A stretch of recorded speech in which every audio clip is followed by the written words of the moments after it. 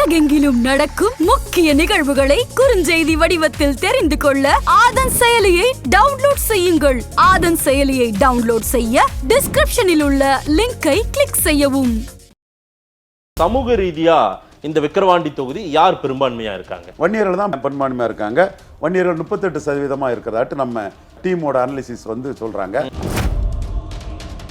பறையர் சமூகம் 25% இருக்கிறாங்க. ஓகே. முதலியாரும் உடையாரும் ஒரே குரூப்பா போட்டு 15% முதலியாரும் உடையாரா இருக்கிறத அவங்க சொல்றாங்க. கிறிஸ்தவர்கள் பிசி கிறிஸ்தவர்கள் தலித் கிறிஸ்டியனும் பிசி தான். அவங்க 13% கிறிஸ்டியன்ஸ் ஓட்டு இருக்கதா சொல்றாங்க. இது திமுகவுக்கு பெரிய ஓட் பேங்க். ஈரோடு கிழக்குல கூடாரம் அடைச்சு அங்க சாஃப்ட் பீப்பிள், சாஃப்டான மக்கள். இங்க கொஞ்சம் ரகடா இருப்பாங்க, கொஞ்சம் அக்ரெசிவா இருப்பாங்க.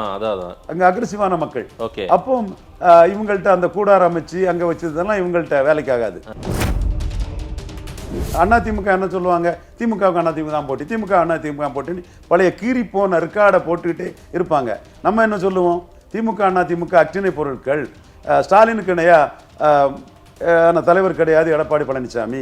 இப்பவும் ஸ்டாலின் வர்சஸ் அதர்ஸ் தான் இந்த களத்துக்குள்ளேயும் இருக்கும்னு நம்ம சொல்லுவோம். ஆதன்யர்களுக்கு வணக்கம். பல்வேறு துறைகளில் ஆக சிறந்த ஆளுமைகளை சந்தித்து நாம் நேர்காணல் எடுத்து வருகிறோம். அந்த வகையில் மீண்டும் நம்மோடு இணைந்திருக்கிறார் அரசியல் திறனாய்வாளர் திரு ரவீந்திரன் துரைசாமி அவர்கள். அவரிடம் கேட்பதற்கு நிறைய இருக்கின்ற வாருங்கள் அவரிடமே கேட்போம். வணக்கம் திரு ரவீந்திரன் துரைசாமி சார். வணக்கம் மதேஷ், எப்படி இருக்கீங்க? நல்லா இருக்கும் மதேஷ். சமூக ரீதியா இந்த விக்கிரவாண்டி தொகுதி யார் பெரும்பான்மையா இருக்காங்க? வன்னியர்கள் தான் பெரும்பான்மையா இருக்காங்க. வன்னியர்கள் 38% இருக்கிறதாட்டு நம்ம டீமோட அனாலிசிஸ் சொல்றாங்க. கிராம பார்த்து வன்னியர்களோட இதை 38% சொல்றாங்க. அம்பாசங்கர் கமிஷனும் எந்த கமிஷனும் சட்டமன்ற வாரியா ஜாதி வாரிய சொல்லல. நம்ம ஆட்கள் அசஸ் பண்ணல 38% வன்னியர்கள் இருக்காங்க. அடுத்து பறையர் சமூகம் 25% இருக்கிறாங்க. ஓகே. முதலியாரும் உடையாரும் ஒரே குரூப்பா போட்டு 15% முதலியாரும் உடையாரா இருக்கிறத அவங்க சொல்றாங்க. கிறிஸ்தவர்கள் பிசி கிறிஸ்தவர்கள் தலித் கிறிஸ்டியனும் பிசி தான். அவங்க 13% கிறிஸ்டியன்ஸ் ஓட்டு இருக்கதா சொல்றாங்க. இது திமுகவுக்கு பெரிய ஓட் பேங்க். இதுதான் திமுகவுக்கு. இந்த கிறிஸ்டியன் முஸ்லீம் தான் எத்தனை % தலித் கிறிஸ்தவர்? தலித் கிறிஸ்தவர் மற்ற பிசி தான். எல்லா பிசி பேக்வர்ட் காஸ்ட் கிறிஸ்டியன் 13% இருக்கிறாங்க. ஓகே. வன்னிய கிறிஸ்தவர்கள் உடையார் கிறிஸ்தவர்கள் ஓகே எல்லாமே 13%. இஸ்லாமியர்கள் 2% தான் இருக்கிறாங்க. ஓகே. 15 பேர் அங்க இருக்காங்க. யாதவர்கள் ஒரு 5% இருக்கிறாங்க. கண்ணப்பன் பெரிய கற்பொண்ணு 2 யாதவர்களுக்கு திமுக அமைச்சர் கொடுத்திருக்காங்க. அது ரிஃப்ளெக்ட் ஆகும். யாதவர்கள் 5% இருக்காங்க. ஓகே. நாயுடு 2% இருக்கிறாங்க. மற்ற இதர சமூகம் இருக்காங்க. இதுதான் நம்ம டீம் எடுத்த அந்த புள்ளி விவரம் சொல்லுது. பொதுவா வன்னியர் நான் வன்னியர் இதுல 25% பறையர் சமூகம் நீங்க சொல்லி இருக்கிறது.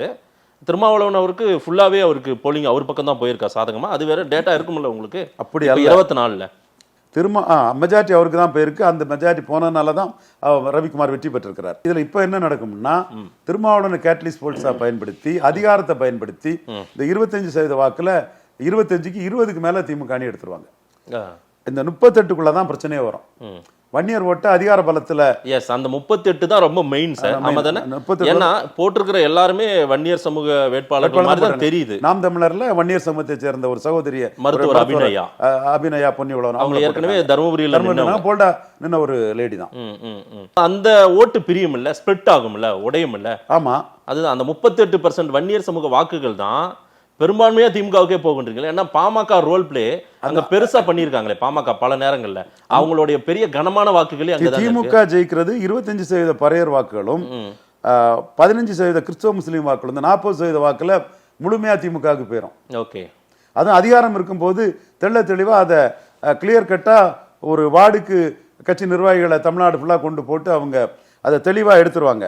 அங்க பிரியக்கூடிய ஓட்டு, இந்த மிலிட்டண்டா இருக்கக்கூடிய ஓட்டு இந்த 38% வன்னியர் ஓட்டு தான். இந்த ஈரோடு கிழக்குல கூடாரம் அமைச்சு எல்லாம் பண்ணாங்களா, அதெல்லாம் இவங்கள்ட்ட நடக்காது. இங்கெல்லாம் ஈரோடு கிழக்குல கூடாரம் அடைச்சு அங்க சாஃப்ட் பீப்பிள், சாஃப்டான மக்கள். இங்க கொஞ்சம் ரகடா இருப்பாங்க. அந்த வார்த்தை என்ன இங்கிலீஷ்ல, அதான் இங்கிலீஷ்லயே சொல்றேன், ரகட். கொஞ்சம் அக்ரெசிவா இருப்பாங்க. அங்க அக்ரெசிவான மக்கள். அப்போ இவங்கள்ட்ட அந்த கூடாரம் அமைச்சு அங்க வச்சதெல்லாம் இவங்கள்ட்ட வேலைக்கு ஆகாது. அப்போ இவங்க ரொம்ப வைட்டல். இது ஏன் பெண்ணகரத்திலே 2ஆம் இடம் வந்துட்டாரா டாக்டரையா? ஓகே. ஜெயலலிதா அம்மையார் தம்பித்துறைய பொறுப்பாளரை போட்டு டெபாசிட்டே போயிட்டார். அதுதான் இப்ப ராணிப்பேட்டை பெண்ணாகரம் அந்த ரேஞ்சுக்கு வர மாட்டாங்களா, அந்த ஃபோர்ஸை எடுக்க மாட்டாங்க. ஏன்னா திண்ணை பிரச்சாரம் எல்லாம் சொல்லியிருக்காங்க, அவங்க வீடு வீடா போறோம்ன்றாங்க. ஏன்னா இது வெறும் இது வந்து ஒரு சட்டமன்ற தொகுதின்றதுனால சீக்கிரமா இத அவங்களால போக முடியும். கண்டிப்பா உளமாற மனப்பூர்வமா டாக்டர் ஐயா அதுல முயற்சியில வெற்றி பெறணுங்க தான் என்னோட ஆசை. ஏன்னா போதாத நானுமே ஒரு அவங்க பார்வையை சொல்ல கேள்வியா வைக்கிறேன். போதாத குறைக்கு அவங்க இப்ப மோடி கூட இருக்கிறாங்க, என்டிஏல இன்டாக்டா இருக்கிறாங்க, திமுக அண்ணா திமுக வேண்டான்னு சொல்றாங்க, திமுக அண்ணா திமுக இல்லாத கூட்டணி ஆட்சின்னு சொல்றாங்க. யாரு சிஎம்ங்கிறத மட்டும்தான் நாளைக்கு ஒரு பிரச்சனை, அது பேசி தீர்த்துக்குவாங்க. அது கிவ் அண்ட் டேக் பாலிசிக்குள்ள அது தீர்ந்துரும் நான் கருதுறேன். சோ அந்த வகையில அவங்க சாதிக்கணும் தான் நான் நினைக்கிறேன். பட் அங்க வந்து தம்பித்துறையை போட்டு ஜெயலலிதா ஏமாந்தாங்க. இங்க சிவி சண்முகமும் ஒரு ஃபைட்டரா களத்துக்குள்ள நிற்பாரு. மத்திய அரசின் துணையின்றி மாநில அரசையும், மாநில அரசின் துணையின்றி மத்திய அரசையும் ஃபைட் பண்ணக்கூடிய ஒரு ஐயா சிவி சண்முகம் அவர்கள். நமக்கு எதிராக வழக்கெல்லாம் போட்டிருக்காரு. அது நம்மகிட்ட தான் நியாயம் இருக்கு. இவர் பண்ணது அநீதி. வண்ணார், நாவிதர், குயவர், போயர், ஒட்டர், வேட்டுவ கவுண்டர், ஊராளி கவுண்டர், தொட்டிய நாயக்கர், மருத்துவர், மங்களா, முக்குவர், பரதவர், பரதராஜகுல மீனவர், போயர், ஒட்டர், குறும்ப கவுண்டர் இருக்கட்டு சொல்லணும். அந்த சமூகங்களுக்கு ரவீந்திரன் துரைசாமி தான் எங்களை அங்கீகரிக்கிறான். ஆண்டி பண்டாரம், ஜங்கம், இந்த சமூகங்களுக்கு புதுசா இதை ஆட் பண்ணிருக்கீங்க. ஜங்கம் இன்னும் கொஞ்சம் வருஷம் பேசிட்டு இருக்காங்க, ஆட் பண்ணுங்க நிறைய பேர் கேட்டுட்டு இருக்காங்க. ஆதன் தமிழ் நேயர்களுக்கு வணக்கம் மாதிரி இதுவும் வந்துரும். இதுவும் ரைமிங்கா வந்துரும். இவங்களுக்கெல்லாம் சட்ட அமைச்சரா மிகப்பெரிய அநீதியை பண்ணவர் சிவி சண்முகம். நான் சந்திக்கிறேன். மற்றவர்கள் எல்லாம் வாரி கொடுத்துட்டாங்களோ? சட்ட அமைச்சரா அவர் பண்ணது மிகப்பெரிய அநீதி. அதை தான் சொல்றேன். வழக்கு போடுங்க, நான் வந்து நீதிமன்றத்தில் சொல்றேன், நீங்க பண்ண அநீதியை சொல்றேன். இந்த மக்கள் என்ன எம்பிபிஎஸ் இடங்களை எடுத்திருக்கிறாங்க, அம்பாசங்கர் கமிஷன் வச்சு பிரிச்சிருக்கிறீங்க, எப்படி நீங்க இந்த மக்களுக்கு அநீதி பண்ணீங்கிறத நான் சொல்றேன். நான் தயாரா இருக்கிறேன். வழக்கே வா சிவி சண்முகம் ஐயா அவர்களே. அதற்காக அவருக்குள்ள மெரிட்டும் வன்னியருக்கு அவர் கொடுத்தனால வன்னியர் அவற்றுக்குள்ள அந்த பேக்கிங்கும் ஒட்டுமொத்த வட தமிழகத்திலே வன்னியர் பேக்கிங் அவர் தன்வசப்படுத்துறாருங்கிறது நாம் மறுக்க போறதில்லை. ஸோ அவர் இன்னைக்கு வன்னியர் ஓட்டில் 38% வன்னியர் வாக்குக்குள்ள சிபி சண்முகம் தன்னை ஒரு லீடரா நிரூபிக்கிறதுக்கு ஃபைட்டை கொடுப்பார். இதையும் தாண்டி திமுக ஆளுங்கட்சி அவங்கள்ட்டையும் கொஞ்சிப்பாடி பன்னீர்செல்வம், ஆண்டிமடம் சிவசங்கர், துரைமுருகன், இப்படி வன்னியர் ஃபேஸஸ் இருக்கிறாங்க. அவங்களும் வன்னியர் ஃபேஸஸை இறக்குவாங்க. ஒரு காலத்துல கலைஞர் காலத்துல வன்னியர் கட்சியா இருந்த திமுக இன்னைக்கு அது நிறம் மாறி போச்சு. இன்னைக்கு வன்னியர் கட்சியா இருக்கிறது அதிமுக. வன்னியர் கட்சியா இன்னைக்கு இருக்கிறது அதிமுக. சோ இதுதான் உண்மை. இந்த உண்மையை உடைச்சி பேசுறதுக்கு நம்ம உண்மை இதனால உடைச்சி பேசிட்டு போயிடுறோம். யார சொல்றீங்க?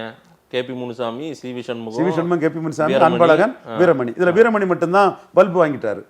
ஏசி சண்முகம் ஜெயிக்கவே கூடாதுன்னு அவரு வேலை பார்த்ததுல அதிமுக அங்க டெபாசிட் இழந்து போயிட்டு துரைமுருகனோட சன் ஜெயித்துட்டாப்ல. உங்ககிட்ட நான் சொல்லியிருப்பேன், ஞாபகம் இருக்கா?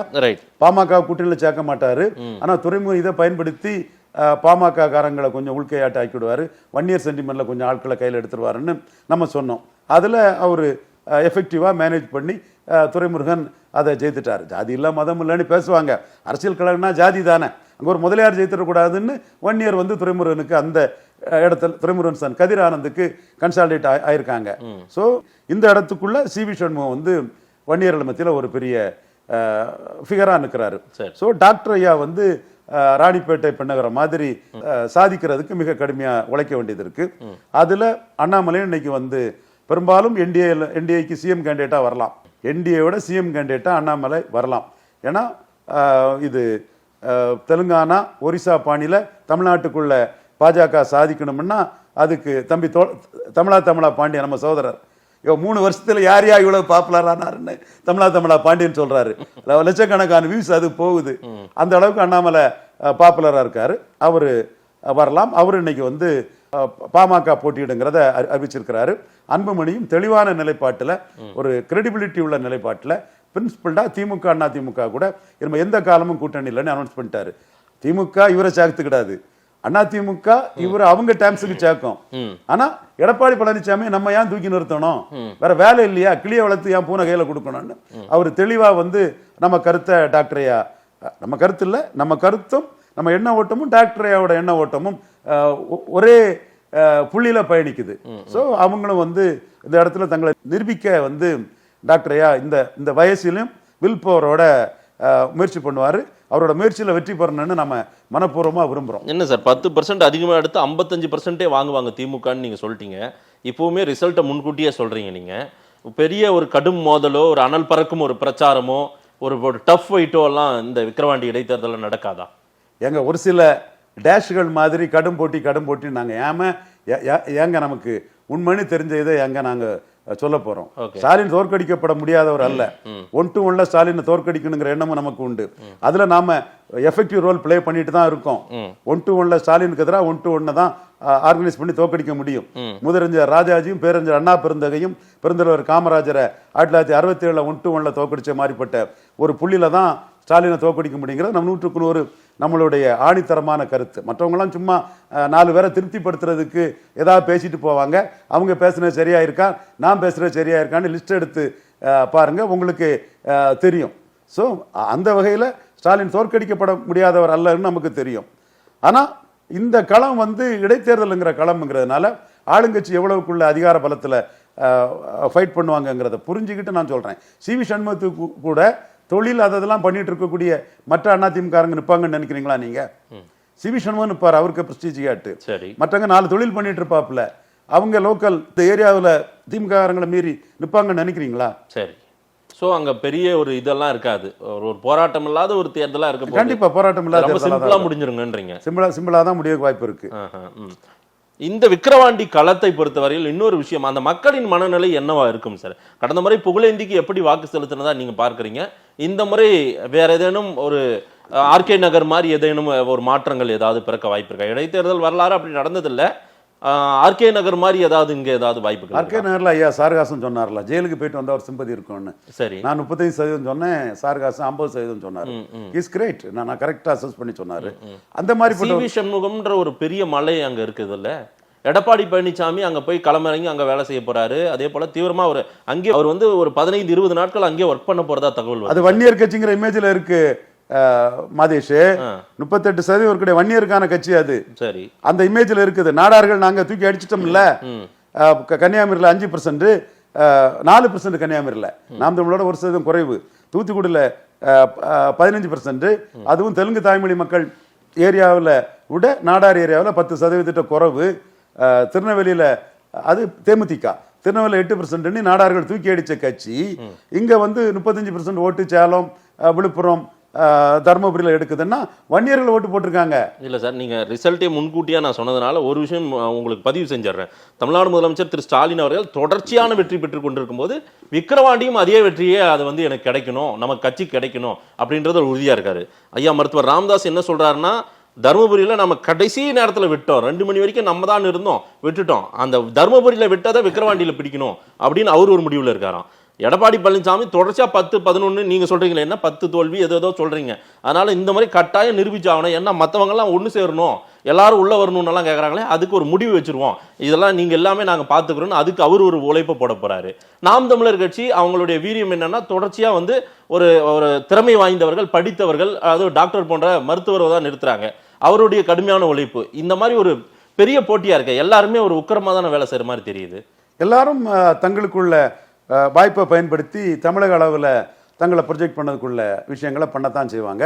குறிப்பாக நாம் தமிழர் போன்ற கட்சிகள்லாம் ஈரோடு கிழக்கிலே கலைஞர் வெற்றி பெற்றது தமிழினத்துக்கு சாபக்கேடு, நெடுஞ்செழியன் வெற்றி பெற்றிருக்கணும்னு சொன்னாப்புல.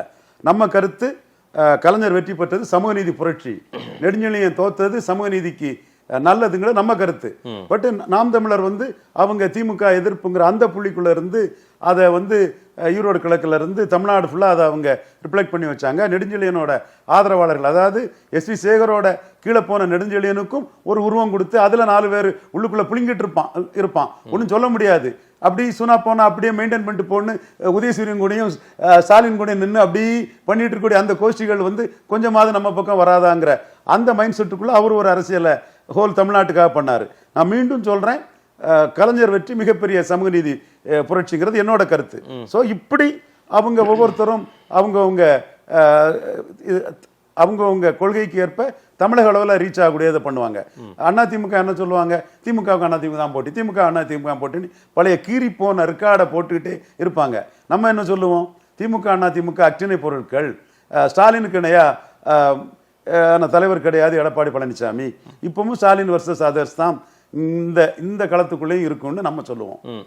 நீங்க வன்னியர் கட்சின்னு அடையாளப்படுத்திட்டீங்க அதிமுகவை. பெரும்பான்மையான வன்னியர்கள் அப்போ அதிமுகவுக்கு தான் ஓட்டு போட்டுருவாங்க. அப்படி பார்த்தா இடைத்தேர்தலுங்கனால சிக்கலாகும். பெரும்பான்மை வன்னியர்கள் ஓட்டு போட்டதுனால தான் 36% வாக்கு வந்திருக்காங்க. நாடார்கள் ஓட்டு போடாதனால தான் 8%, 15%, 4% கீழே போயிட்டாங்க. நான் சொன்னேன், இப்போ சொல்லல. இப்போ நான் ஒன்றும் கிரெடிட் எடுக்க விரும்பல. பெரும்பான்மை வன்னியர்கள் போட்டதுனால தான் 23% வந்தாங்கன்றீங்களா? 35% வந்திருக்காங்க. 35% வந்திருக்காங்க. அதை தான் சொல்றேன். இப்போ இங்க இருக்கிற 38% அப்படின்றதுல ஏன் சாலிடா ஒரு 30 அடிக்கலான்னு இறங்க மாட்டாங்களா? ரொம்ப வீரியமா இறங்க மாட்டாங்களா ஏடிஎம்கே? இடைத்தேர்தலுங்கிறதுனாலையும் அங்க வந்த மற்ற பிசி ஓட்டு, விடுதலை சிறுத்தைகள் எதிராக வந்த ஓட்டும் உதயசூரியனுக்கு போக வாய்ப்பு இருக்குது.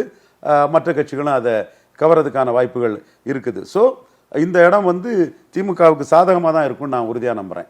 ஏன்னா கடும் எதிர்ப்புன்னு சில பேர் சொல்லுவாங்க.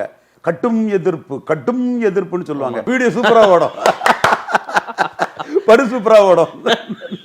டைட்டில் போட்டா ஒரு வாரத்துக்கு வீடியோ சூப்பரா ஓடும். சரி, பட் ரிசல்ட்னு வரும்போது அவங்க முகத்துல கறி பூசப்பட்டிருக்கும். ரவீந்திர சாமி சொன்னது சரின்னு இருக்கும். அதனால நம்ம சரியா உள்ளதை சொல்லிட்டு போவோம். அதனால மீண்டும் என்ன சொல்றேன்னா, 1 to 1ல ஸ்டாலினை தோற்கடிக்கலாம், தோற்கடிக்கப்பட முடியாதவர் அல்ல ஸ்டாலின். அதற்கான வேலையை நம்ம பார்ப்போங்கிறதையும் நாம சொல்றோம். நம்ம என்ன வேலை பார்க்க போறோங்கிறது central intelligence, state intelligence, pen group, அந்த குரூப் எல்லாமே ரவீந்திர சாமி யாரை சந்திக்கிறான், என்ன பார்க்கறாங்கிறதையும் வாட்ச் பண்ணிட்டு இருக்காங்க. ஸோ அந்த இடத்துல நம்ம ஒரு நோட்டபிள் ஆளாட்டம் ஆகிறோம். ஜூலை 10 வாக்குப்பதிவு, ஜூலை 13ஆம் தேதி ரிசல்ட். ஆனா நீங்க ஜூன் 14ஆம் தேதி, 13ஆம் தேதி அடுத்த மாசம் ரிசல்ட் வரதுக்கு ஜூன் 14ஆம் தேதியே ரிசல்ட் சொல்லிட்டீங்க. நீங்க ஒரு மாசத்துக்கு முன்னாடியே நான் ரிசல்ட்டை சொல்றேன், இதுதான் ரிசல்ட்ன்றீங்க. மக்கள் என்ன சொல்றாங்கன்ற பார்க்கலாம். மக்கள் அந்த விக்கிரவாண்டி தொகுதி மக்கள் என்ன முடிவு கொடுக்குறாங்கன்றதையும் பொறுத்திருந்து பார்க்கலாம். நேரம் கொடுத்து பேசியமைக்கு நன்றி திரு ரவீந்திரன் துரைசாமி சார். நன்றி மதேஷ்.